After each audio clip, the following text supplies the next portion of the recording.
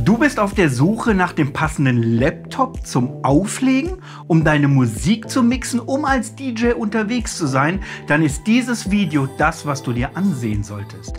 Denn als DJ weiß ich, dass die Wahl des richtigen DJ-Laptops von entscheidender Bedeutung ist. Aber welche Eigenschaften sollte so ein DJ-Laptop denn haben und worauf sollte man vor allem beim Kauf achten? In diesem Video werden wir diese Fragen beantworten und vor allem auch die wichtigsten Faktoren besprechen, die man beim Kauf eines Laptops zum Auflegen beachten sollte. Wenn du das, was ich dir jetzt gleich zeige, nochmal in Ruhe nachlesen möchtest, haben wir dir dieses Video auch nochmal in einen detaillierten Artikel unter diesem Video hier verlinkt.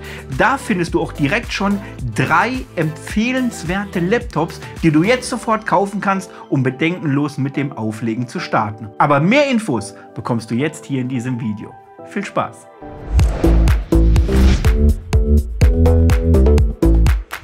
Hey liebe Freunde, was geht ab? Hier ist der Mike und herzlich willkommen zu diesem Video, wo wir mal um das Thema Laptop zum Auflegen sprechen. Ich habe da schon 2 Videos zugemacht und dennoch entstehen aktuell immer wieder Fragen, welchen Laptop man denn jetzt aktuell kaufen sollte. Denn durch diese vielen neuen Funktionen, die das DJing und vor allem DJ-Controller mit anbieten, werden schon einige starke Anforderungen an die Laptops gestellt. Und auch ein Laptop, der vielleicht gerade mal 3 Jahre alt ist, kann schon die aktuellen Anforderungen gar nicht mehr erfüllen. Deswegen möchte ich dir jetzt einige Empfehlungen geben, was du beim Kauf eines Laptops zum Thema Auflegen beachten solltest und vor allem auch, welche Faktoren dabei eine Rolle spielen. Ich habe dir dieses Video in verschiedene Bereiche unterteilt, die du unten sogar direkt über die einzelnen Marker erreichst. Jetzt lass uns aber starten mit deinem neuen DJ-Laptop.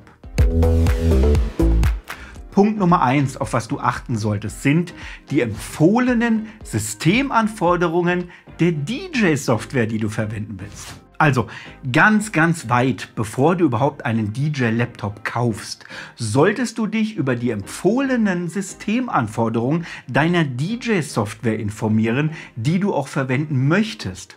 Denn diese Informationen sind in der Regel einerseits auf der Webseite des Herstellers zu finden, teilweise auch auf den Social-Media-Kanälen oder auch natürlich in den Bedienungsanleitungen selber. Es ist wichtig, dass der Laptop diese Anforderungen erfüllt, um auch eine reibungslose Nutzung der DJ-Software zu gewährleisten. Zudem rate ich dir ganz entscheidend, bevor du mit der Suche nach einem passenden Laptop zum Auflegen beginnst, solltest du dir kurz überlegen, was genau du alles mit diesem Laptop machen möchtest. Willst du ihn nur rein für das DJing benutzen? Dann kannst du teilweise sogar schon ganz einfache Modelle benutzen. Willst du damit aber auch zum Beispiel die Büroarbeiten für das DJing erledigen? Oder möchtest du sogar für alle deine privaten Dinge, deine privaten Aufgaben, möchtest du den Laptop dafür auch mitnutzen? Denn je nach Anwendungsfall sind die folgenden Punkte für dich mehr oder weniger relevant. Das kannst du aber für dich Stück für Stück entscheiden. Die wichtigste Frage: Windows oder Mac OS-Rechner? Ja, das ist die ewige Schlacht zwischen Gut und Böse, zwischen Jedi und zwischen Sis. Wobei bei Mac und Windows weiß man gar nicht so genau, wer eigentlich gut und wer eigentlich böse ist. Vielleicht spielt das auch gar keine entscheidende Rolle, vor allem nicht bei dem Auflegen als DJ. Aber diese Frage spaltet regelmäßig die DJ-Szene und stellt zugleich auch eine wichtige Weiche bei der Suche nach einem DJ-Laptop. Sollte man sich ein Windows-System oder vielleicht ein Apple-System zulegen?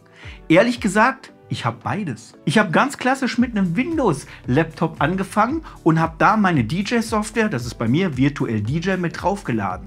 In meinem anderen Office in Holland habe ich aber einen Mac-Rechner, also ein MacBook, worauf ich auch Virtual DJ als DJ-Software verwende. Fakt ist, mit beiden Systemen kann man wunderbar als DJ arbeiten und seine DJ-Tätigkeit ausführen. Ich bin ein Windows-Kind, ich bin mit Windows groß geworden, habe aber mittlerweile immer mehr Geräte von Apple.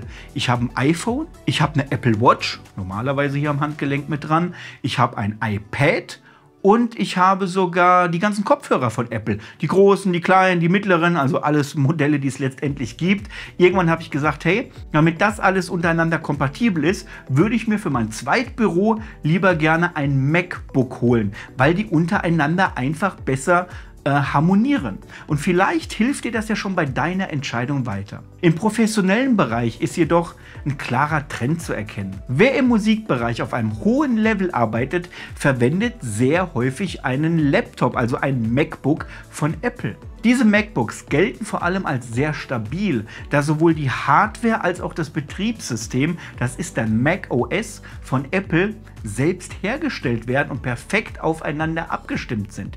Das ist ja das, was ich dir gerade erzählt habe. Alle Geräte harmonieren untereinander absolut perfekt. Und bist du schon ein Apple-Anhänger, hast du schon Apple-Geräte, dann macht natürlich auch ein MacBook am ehesten für dich Sinn. Mac OS ist robust, läuft auch vor allem sehr stabil. Selten kommt es da zu Abstürzen oder anderen Problemen.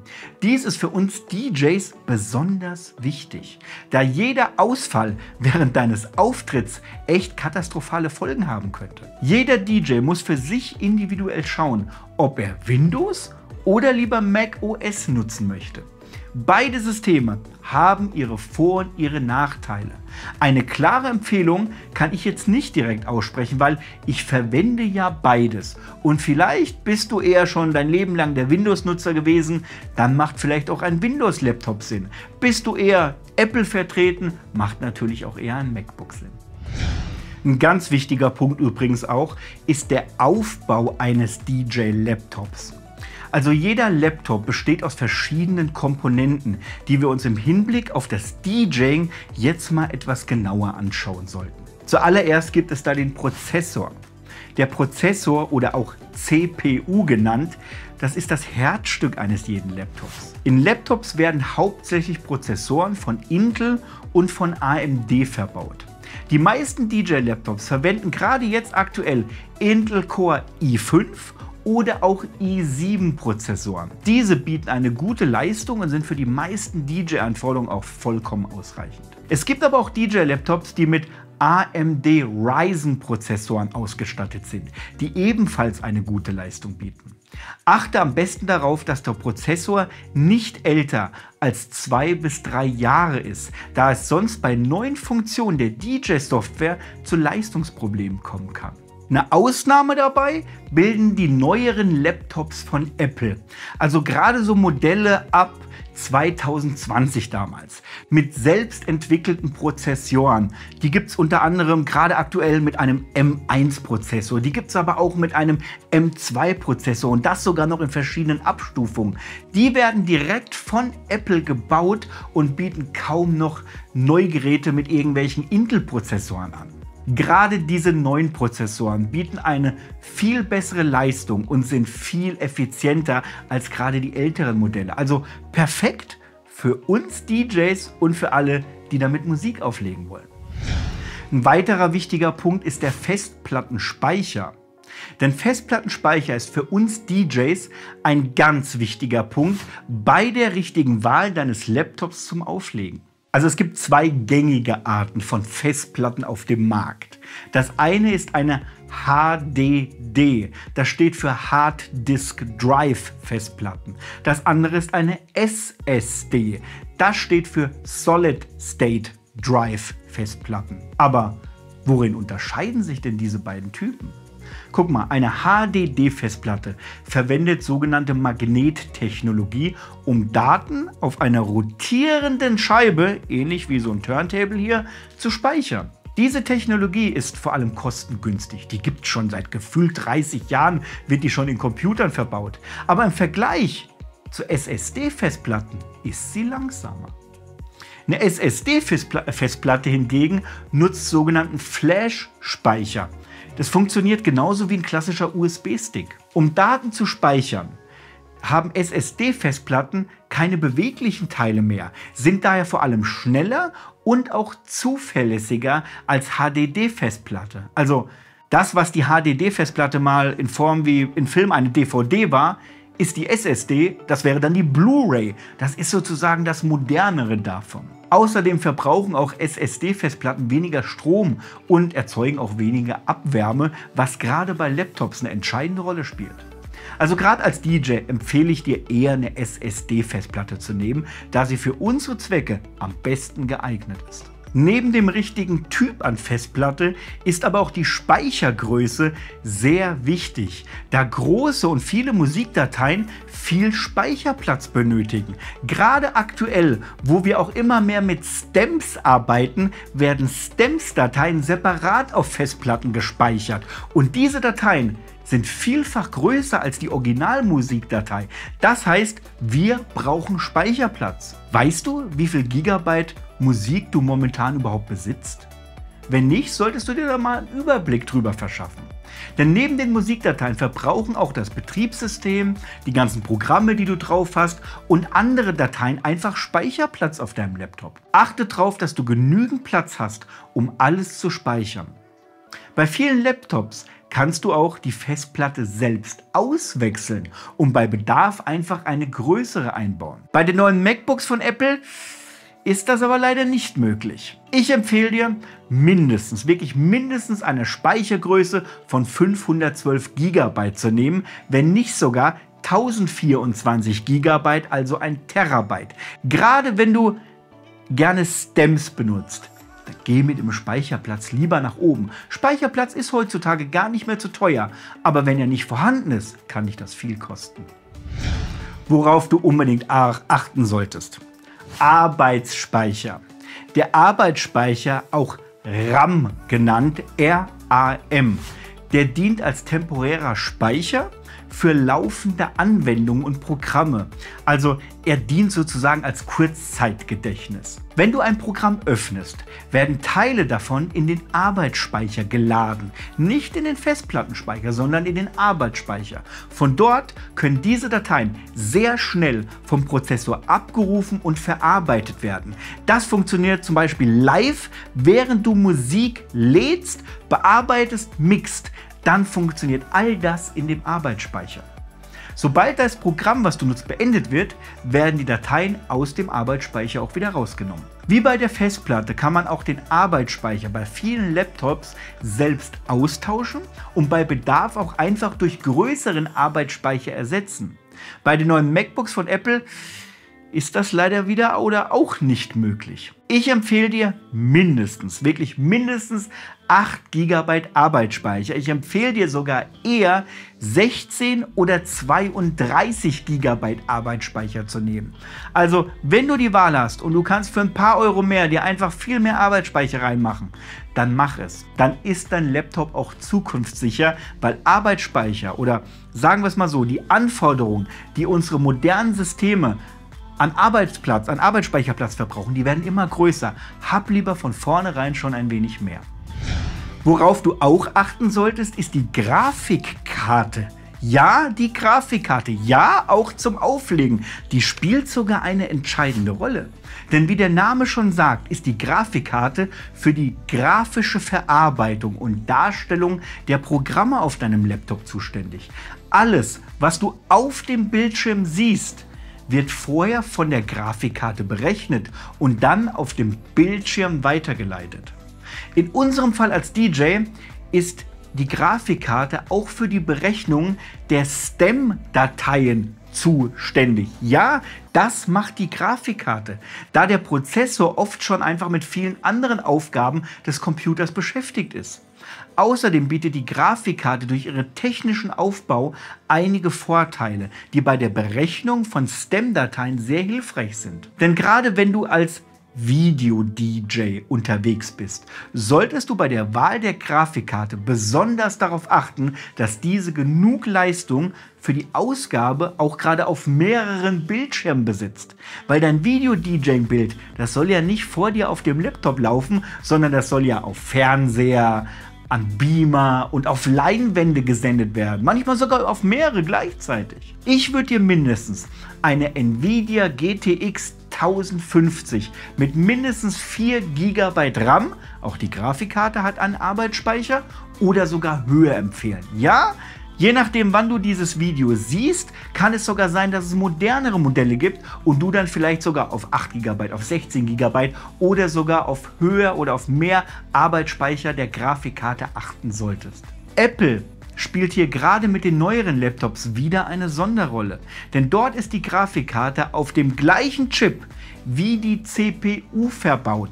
Deswegen kannst du dort auch nicht direkt die Grafikkarte bei der Auswahl oder bei der Konfiguration deines Laptops wählen. Wobei, ehrlich gesagt, habe ich mir bei der letzten Zusammenstellung meines Wunsch-Laptops schon gesehen, dass du Wahlmöglichkeiten zwischen verschiedenen Grafikkarten auch bei Apple hast.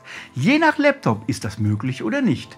Dies ist auch nicht immer, aber es ist nicht immer nötig, sage ich mal so, da der Grafikprozessor alle DJ-Aufgaben auch ohne Probleme bewältigen kann, wenn du dich für ein MacBook entscheidest.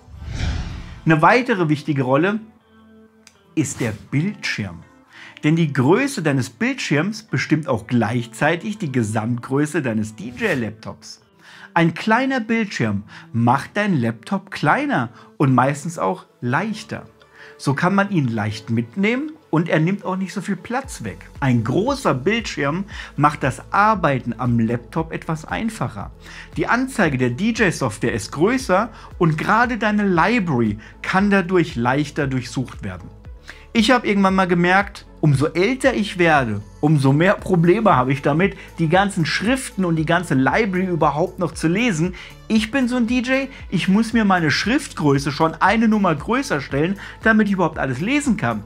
Ich bin dankbar, dass ich mir im Windows-Bereich keinen kleinen 13 oder 14 Zoll Laptop geholt habe, sondern da mindestens auf 15,6, wenn nicht sogar eher auf 17 Zoll gehen kann.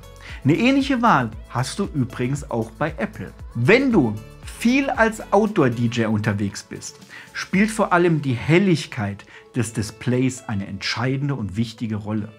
Diese sollte sich möglichst hell einstellen lassen.